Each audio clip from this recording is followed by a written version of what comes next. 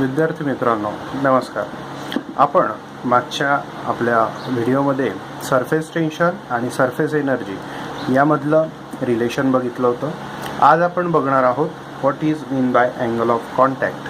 Angle of contact म्हणजे काय आणि ती नेमकी काय आहे ते आपल्याला बघायचं आहे. बघा, अँगल ऑफ कॉन्टॅक्टची आधी डेफिनेशन आपण बघूया. Angle of contact for given solid liquid pair is the angle between the tangent drawn to liquid surface at the point of contact and solid surface measured on the side of liquid. Angle of contact ही लिक्विडची property आहे आणि ती solid liquid पेअरमध्ये आपल्याला बघायला मिळते. बघा, angle शब्दशः अर्थ आपल्याला लगेच लक्षात आला असेल की हा काहीतरी एक समथिंग अँगल असेल. तर हा अँगल नेमका काय आहे, तर angle of contact for given solid liquid pair. जर समजा आपण एक कंटेनरमध्ये या पद्धतीच्या एका कंटेनरमध्ये समथिंग काही लिक्विड घेतलं आणि ह्या लिक्विडचा हा जो एक मॉलिक्यूल या पॉइंटला असेल, सपोज ए आपण असं म्हणू याला, याच्यामध्ये दोन प्रकारचे फोर्स असतील. आपण याच्या आधी बघितलेलं आहे. कोहेसिव्ह फोर्स एक असतो आणि एक अधेसिव्ह फोर्स असतो.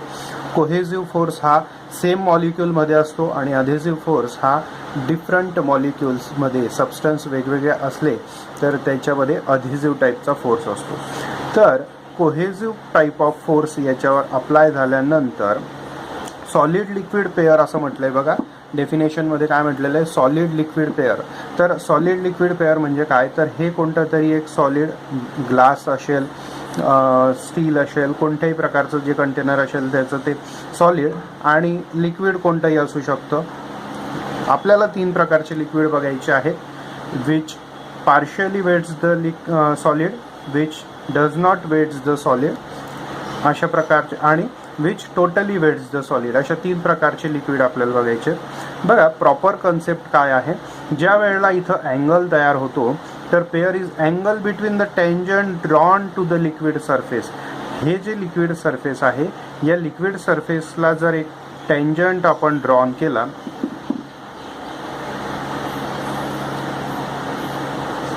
तर तो टेंजंट या प्रकारे काहीतरी असेल आणि सॉलिड सरफेस आणि त्या टेंजंट मधला अँगल म्हणजे सॉलिड सरफेस या डायरेक्शनला, तो टेंजंट सुद्धा या डायरेक्शनला, आणि आपण काय म्हटलेलं आहे, surface at the point of contact. Point of contact म्हणजे कुठं, या पॉइंटला येणार आहे ते.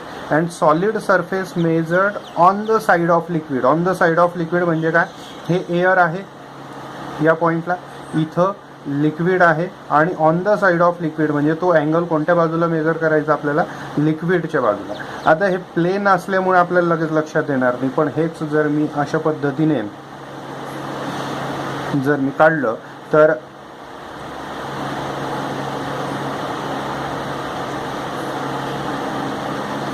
हा जो अँगल तयार होतो याला म्हटलं जातं अँगल ऑफ कॉन्टॅक्ट. कारण हा लिक्विड सरफेस आहे, या लिक्विड सरफेसला आपण एक टेंजंट ड्रॉन केला आणि या टेंजंट मधला आणि सॉलिड सरफेस मधला हा जो अँगल क्रिएट झालेला आहे यालाच काय म्हणतात, तर अँगल ऑफ कॉन्टॅक्ट. तुम्हाला ह्या आणि या केसवरून आलं असेल लक्षात की मग अँगल ऑफ कॉन्टॅक्ट वेगवेगळ्या प्रकारचे डिपेंडिंग ऑन द लिक्विड वेगवेगळे अँगल पडत असतील. जर समजा हे लिक्विड सरफेस मी या पद्धतीने काढलं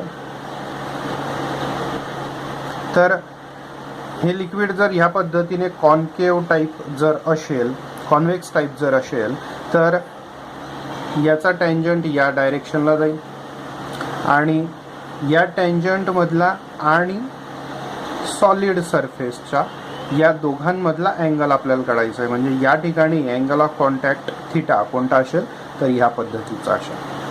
म्हणून बघा, angle of contact for given solid liquid pair is the angle between tangent drawn to liquid surface at the point of contact and solid surface measured on the side of liquid. बघा याच्यात आपल्याला angle of contact various केसेससाठी कशा प्रकारे असतात ती नेमकी concept काय आहे ते आपल्याला बघायचं आहे. First of all figure A, B आणि सी या 3 फिगरमध्ये सुरुवातीला फिगर ए मध्ये आपण या कंटेनरमध्ये वॉटर घेतला आहे लिक्विड म्हणून. Second container contains kerosene and third one is mercury. आता बघा याच्यामध्ये वॉटर फिगर आपण आधी समजून घेऊया. पॉइंट ए एक वॉटर मॉलिक्यूल आहे. या वॉटर मॉलिक्यूलला एक स्पिअर ऑफ इन्फ्लुएन्स जर आपल्याला काढायचं झाला तर या पद्धतीने आपण स्पिअर ऑफ इन्फ्लुएन्स काढू शकतो. स्पिअर ऑफ इन्फ्लुएन्स म्हणजे काय हे आपण आधी बघितलेलं आहे. स्पिअर ऑफ इन्फ्लुएन्स या पॉइंटला काढल्यानंतर बघा याच्यामध्ये 2 प्रकारचे फोर्स आहेत. एक force F1 which is adhesive force just because of its act in liquid molecule and solid molecule. Solid आणि लिक्विड या दोघांमध्ये ॲक्ट होणारा तो फोर्स आहे. सबस्टन्स वेगवेगळे आहेत दोघं मॉलिक्युल्सचे म्हणून तो कोणत्या प्रकारचा फोर्स आहे तर अधेसिव्ह टाईप ऑफ फोर्स आहे. आणि सेकंड वन F2 हा लिक्विड मॉलिक्यूलने लिक्विड मॉलिक्यूलवर अप्लाय केलेला फोर्स असल्यामुळे तो कोहेसिव्ह टाईप ऑफ फोर्स आहे. आता आपण वॉटरच्या बाबतीत बघूया. वॉटरच्या बाबतीत ॲनॉलॉजी अशी आहे की वॉटर आपण बघितलं असेल कंटेनरमध्ये जेव्हा आपण एखाद्या कंटेनरमध्ये वॉटर घेतो तर ते त्या कॉन्टॅक्टमध्ये असलेल्या सॉलिडला टोटली वेट्स करतं. म्हणजे काय टोटली त्याला टच झालेलं असतं. तर अशा पद्धतीने जेव्हा ते टच झालेलं असतं त्या सरफेसला तेव्हा इथं जे वॉटर मॉलिक्यूल असतात त्या वॉटर मॉलिक्यूलवर F1 हा अधेसिव्ह फोर्स या डायरेक्शनने ॲक्ट होतो आणि कोहेसिव्ह फोर्स इनवर्ड डायरेक्शनने ॲक्ट होतो. याच्यावर अजून 2 प्रकारचे फोर्स ॲक्ट होत असतात. त्याचं weight mg which is downward डायरेक्शनने ॲक्ट होतं आणि वरच्या बाजूने परत एक अधेसिव्ह फोर्स ॲक्ट होत असतो. तो एअर मॉलिक्यूलमुळे त्या पॉईंटवर ॲक्ट झालेला असतो. पण हे दोघं फोर्स या ठिकाणी निग्लिजिबल आहेत कारण वॉटर मॉलिक्यूलचं वेट हे अगदी निग्लिजिबल असतं एका वॉटर मॉलिक्यूलसाठी. आणि एअरचं जर आपण विचार केला तर एअर मॉलिक्यूल्सने अप्लाय केलेला अधेसिव्ह फोर्स हा as compare to solid and liquid हा अगदी कमी असल्यामुळे तो सुद्धा तिथं निग्लिजिबल ठरतो.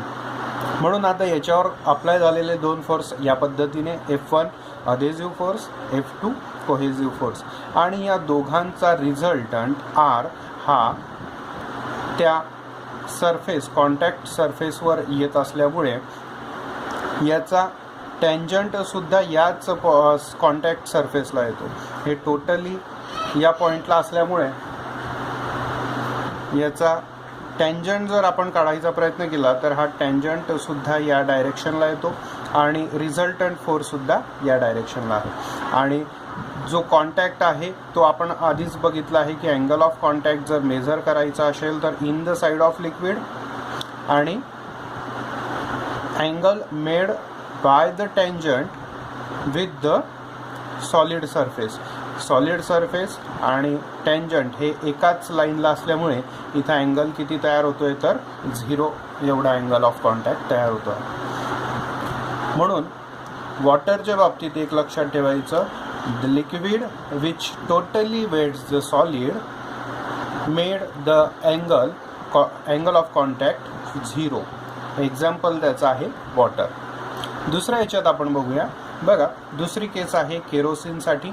केरोसिन हे पार्शियली वेट्स द सॉलिड या प्रकारात येतं. म्हणजे काय ज्या कंटेनरमध्ये तुम्ही ते केरोसिन घ्याल तर त्या कंटेनरला टोटली टच न करता या पद्धतीचं बघा तुम्ही इथं बघू शकता या पद्धतीने एक कर्व तिथं झालेला असतो आणि त्या कर्व झालेल्या असल्यामुळे आता बघा F2 हा ग्रेटर दॅन आहे F1 हा ग्रेटर दॅन आहे ॲज कम्पेअर टू F2. आता इथं होतं काय की रिझल्टंट हा in the side of solid आहे त्याच्यामुळे रिझल्टंट त्या पॉईंटला असल्यामुळे याच्यावर जो टँजंट आपण ड्रॉन करणार आहोत तो टँजंट या पद्धतीचा येतो F2 आणि सॉलिड सरफेस सोबत जो अँगल त्याने तयार केलेला आहे त्यालाच आपण अँगल ऑफ कॉन्टॅक्ट म्हणतो. आणि म्हणून केरोसिनच्या बाबतीत तयार होणारा अँगल हा ॲक्यूट अँगल असतो, कारण हा 90 डिग्रीपेक्षा कमी आहे. हे आपण अजून व्यवस्थित अशा पद्धतीने समजून घेऊ शकतो. हा टँजंट या डायरेक्शनला आणि टँजंट आणि सॉलिड सरफेस या इंटरफेसमधला जो अँगल आहे त्यालाच आपण अँगल ऑफ कॉन्टॅक्ट म्हणत असतो. पुढचं आहे the solid liquid pair in which liquid does not wets the solid. Totally याच्यामध्ये इंटरॅक्शन जे असतं ते अगदी निग्लिजिबल असतं. ते कशा पद्धतीने बघूया. बघा, मर्क्युरीच्या बाबतीत जर आपण बघितलं असेल, कंटेनरमध्ये जर आपण एखादं मर्क्युरी थोड्या प्रमाणात घेतलं तर तो मर्क्युरीचा वरचा हा जो पॉईंट असतो ह्या पद्धतीने तयार झालेला असतो. त्याच्यामुळे होतं काय, कॉन्व्हेक्स टाईपचा कॉन्टॅक्ट इथं आपल्याला बघायला मिळतो. आणि त्याच्यामुळे होतं काय की याच्यात जो हा फोर्स आहे F2 हा ग्रेटर दॅन असतो F1 पेक्षा. म्हणजे काय, कोहेजिव्ह फोर्स हा ग्रेटर दॅन असतो अधेजिव्ह फोर्सपेक्षा.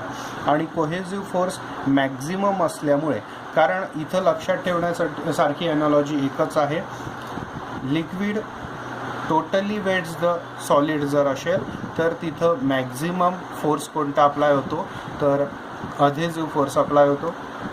पार्शियली वेट्स असेल तर इथंसुद्धा कोणता फोर्स अप्लाय होतो, मॅक्झिमम कोणता असतो, तर F1 हा फोर्स जास्त असतो अधेजिव्ह. आणि या ठिकाणी does not wets the solid म्हणजे सॉलिडला टोटली त्याच्यामध्ये इंटरॅक्शन नसल्यामुळे अधेजिव्ह फोर्स हा अगदी कमी किंवा निग्लिजिबल असतो. आणि F2 जो कोहेजिव्ह फोर्स आहे हा मॅक्झिमम असतो. मॅक्झिमम फोर्स असल्यामुळे याचा जो रिझल्टंट फोर्स आहे, रिझल्टंट R आहे, हा विदिन द लिक्विड येतो. बघा, या पॉईंटमध्ये आणि याच्यामध्ये आपण बघितलं होतं, हा याचा रिझल्टंट परफेक्टली याच्यावर सॉलिड सरफेसवर येतो आहे. याचा resultant within the solid surface आहे, बट याचा रिझल्टंट हा विदिन द लिक्विड सरफेस आहे.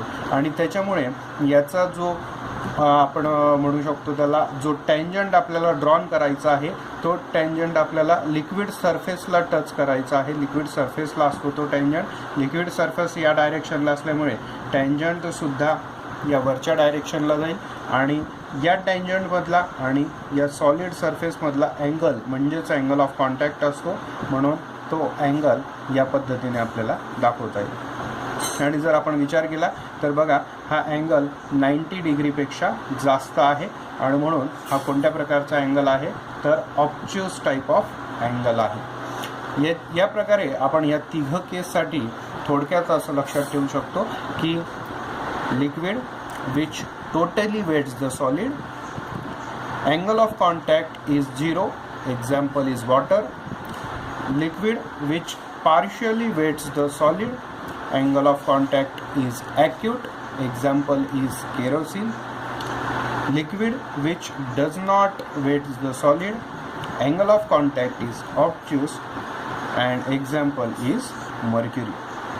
या पद्धतीने आपल्याला angle of contact he concept या पद्धतीने लक्षात ठेवता येईल. धन्यवाद.